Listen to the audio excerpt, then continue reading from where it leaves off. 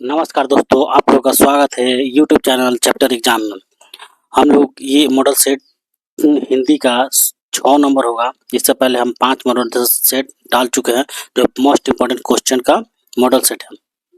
ये कार्यालय परिचारी जो एग्जाम होने वाला है बिहार एसएससी द्वारा, उसके लिए अति महत्वपूर्ण होगा। चलिए क्वेश्चन नंबर 1 लेते हैं। कह रहा है कि बहु का बहुवचन शब्द क्या होगा। बहु जो शब्द है इसका बहुवचन आपको बताना है। तो देखिए ऑप्शन नंबर ए बहुए जो है इसका ऑप्शन सही होगा। बहुए इसका बहुवचन होगा। बहु का बहुए इसका बहुवचन। क्वेश्चन नंबर 2 लेंगे। 2 में क्या कर रहा है, संज्ञा के जिस रूप से क्रिया के आधार का बोध हो उसे कौन सा कारक कहते हैं। कह रहा है कि संज्ञा के जिस रूप से क्रिया के आधार का बोध हो उसे कौन सा कारक कहते हैं। तो ये जो होगा अधिकरण कारक को कहते हैं। किसे? अधिकरण कारक। ऑप्शन नंबर ए सही होगा, अधिकरण कारक को कहते हैं। क्वेश्चन नंबर 3 लेंगे। कह रहा है कि रासो काव्य की रचना हुई है। रासो काव्य की जो रचना हुई है कब, मतलब किस काल में हुई है रासो काव्य की रचना। तो रासो काव्य की जो रचना हुई है वो ऑप्शन नंबर ए वीर गाथा काल में रासो काव्य की रचना की गई है। क्वेश्चन नंबर 3 लेंगे। 3 में करा है फ का उच्चारण स्थान क्या है। फ जो हम लोग बोलते हैं वो किससे बोलते हैं, ओठ से बोलते हैं, दांत से बोलते हैं कि दांत तो ओष्ठ से बोलते हैं कि तालू से बोलते हैं, आपको बताना है। तो दो जो फ जो है फ ऑप्शन नंबर सी दांतोष्ठ से बोलते हैं, दांत और ओठ दोनों को संगम से बोलते हैं। ऑप्शन नंबर सी इसका आंसर होगा। क्वेश्चन नंबर 5 देंगे। 5 में करा कठिनाई से पैसा निकालने वाला। कठिनाई से पैसे निकालने वाला के लिए एक शब्द क्या होगा। आपको बताना है कि कठिनाई से पैसा निकालने वाला का लिए एक शब्द किसका प्रयोग किया जाएगा। तो इसका ऑप्शन नंबर ए सही होगा, कृपण। कृपण कहा जाता है कठिनाई से पैसा निकालने वाले को। क्वेश्चन नंबर 6 लेंगे। 6 में क्या कर रहा है, 6 में कर रहा है कुंजर। कुंजर जो है, कुंजर शब्द किस जानवर को संबोधित करता है। आपको बताना है कुंजर जो शब्द है वो किस जानवर को कुंजर किस जानवर को मतलब संबोधित करता है। तो इसका जो आंसर होगा ऑप्शन नंबर ए हाथी को कुंजर कुंजर भी कहा जाता है। हाथी को कुंजर भी कहा जाता है। देखिए क्वेश्चन नंबर 7 लेंगे। कह रहा है उत्पत्ति के आधार पर शब्दों के भेद होते हैं। उत्पत्ति के आधार पर शब्दों के टोटल 4 भेद होते हैं। कितने भेद होते हैं? टोटल 4 भेद होते हैं। ऑप्शन नंबर बी इसका सही होगा। अब क्वेश्चन नंबर 8 लेंगे। कह रहा है कि दो विरोधी भावों के बोधक शब्दों के मेल से बना समास क्या कहलाता है।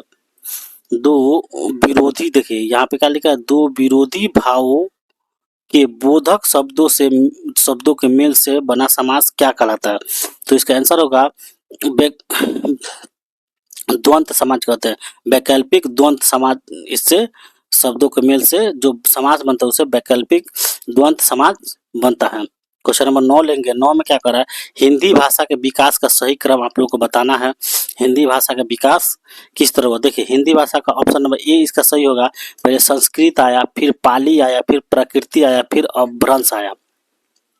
ठीक, क्वेश्चन नंबर 10 लेंगे। 10 का रहा है संयुक्त स्वर है। संयुक्त स्वर कौन कौन है। तो संयुक्त स्वर जो है ए और औ दोनों संयुक्त स्वर है। ऑप्शन नंबर ए इसका सही आंसर होगा। क्वेश्चन नंबर 11 लेंगे। 11 में क्या कर रहा है, अविकारी शब्द है। अविकारी शब्द कौन है। तो देखिए अविकारी शब्द जो है क्रिया विशेषण अविकारी शब्द है। ऑप्शन नंबर बी इसका सही आंसर होगा। क्वेश्चन नंबर 12 लेंगे। 12 में क्या कर रहा है, नाक कैसा शब्द है। नाक जो है कैसा शब्द है, रूढ़ शब्द है, योग रूढ़ है, यौगिक है, या इनमें से कोई नहीं है। तो नाक जो है रूढ़ शब्द है। कैसा शब्द है, रूढ़ शब्द है। देखिए रूढ़ शब्द ऐसे शब्द होते हैं जिसका खंडन करने पर उसका अर्थ न निकले।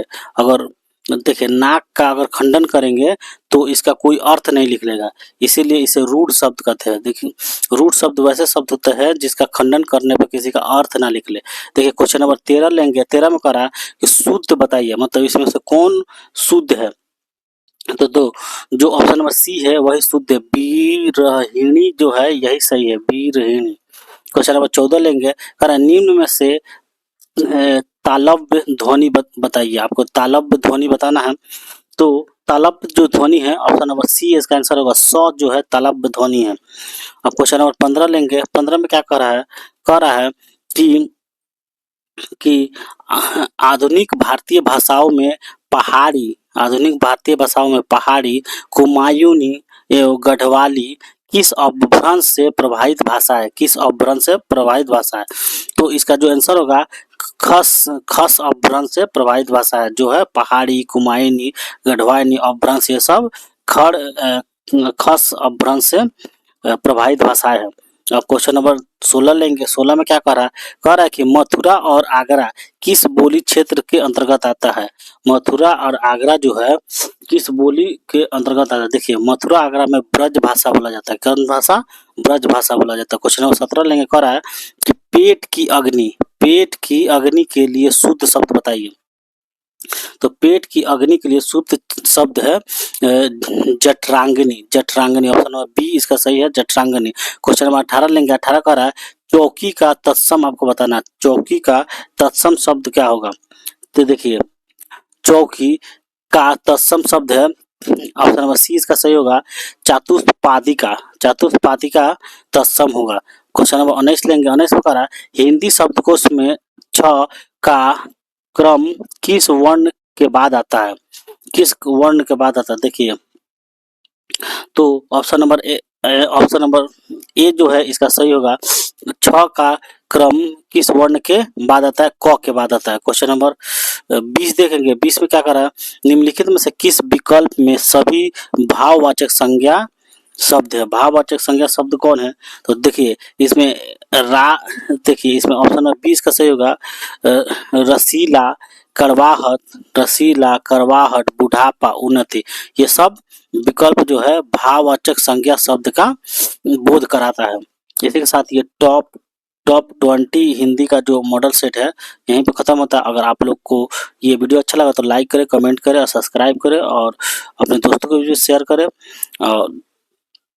और इससे भी बढ़िया आप लोग के लिए हम मॉडल सेट लाएंगे।